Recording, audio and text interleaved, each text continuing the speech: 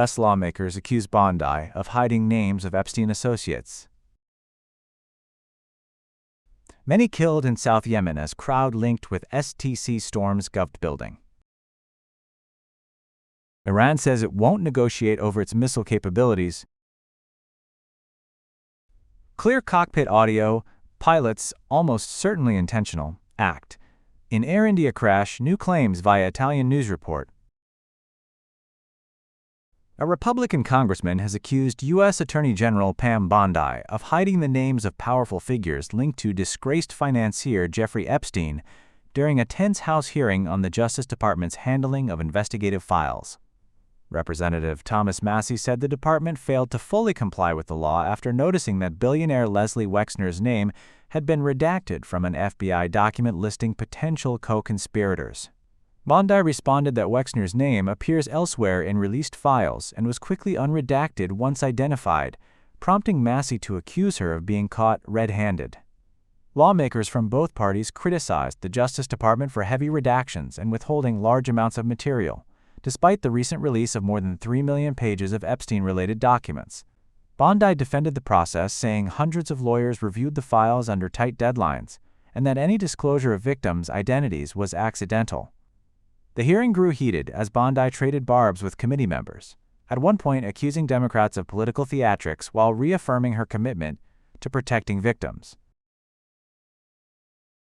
Several people have been killed after clashes erupted in southeastern Yemen, where a crowd linked to the separatist Southern Transitional Council attempted to storm a government building in the city of Atak.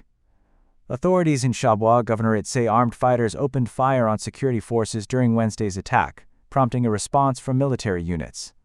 Hospital officials report at least 5 people were killed and 39 others injured, as forces dispersed the demonstrators.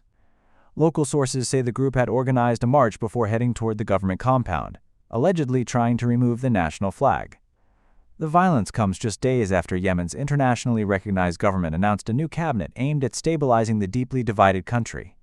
Officials have warned they will pursue anyone responsible for inciting the unrest and urged citizens not to join armed actions. Iran has declared its missile program a non-negotiable red line as the country prepares for another round of talks with the United States aimed at preventing conflict. Ali Shamkhani, an advisor to Iran's supreme leader, said the Islamic Republic will not discuss its missile capabilities, despite Washington's long-standing push to include the issue in broader negotiations. The statement follows indirect U.S.-Iran talks held last week in Oman amid rising regional tensions and an expanded American naval presence. Tehran has indicated it is open to limits on its nuclear program in exchange for sanctions relief, but insists missiles remain off the table. Meanwhile, Israeli Prime Minister Benjamin Netanyahu is expected to urge President Donald Trump to ensure any future deal with Iran includes restrictions on Tehran's missile arsenal. India's Supreme Court has requested a progress update on the investigation into the deadly Air India Flight 171 crash in Ahmedabad, which killed 260 people in June 2025. Meanwhile, an Italian newspaper has reported that investigators may conclude the crash was caused by a pilot intentionally turning off the aircraft's fuel switches. The report claims no technical fault has been found, suggesting human action led to the disaster. Cockpit voice recordings reportedly helped identify which pilot moved the switch from run to cutoff. The pilot commander, Sumit Sabharwal, who died in the crash, is said to be at the center of the findings, though it remains unclear if the final report will assign direct blame. Pilot associations and Sabharwal's family have criticized the claims, urging investigators to also examine the aircraft manufacturer, airline procedures, and other possible factors.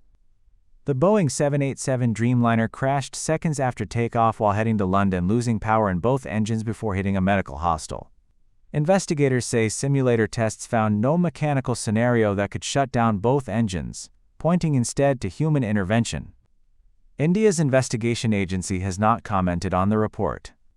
During court proceedings, judges warned against speculation and premature conclusions, stressing that such complex cases should not become a blame game.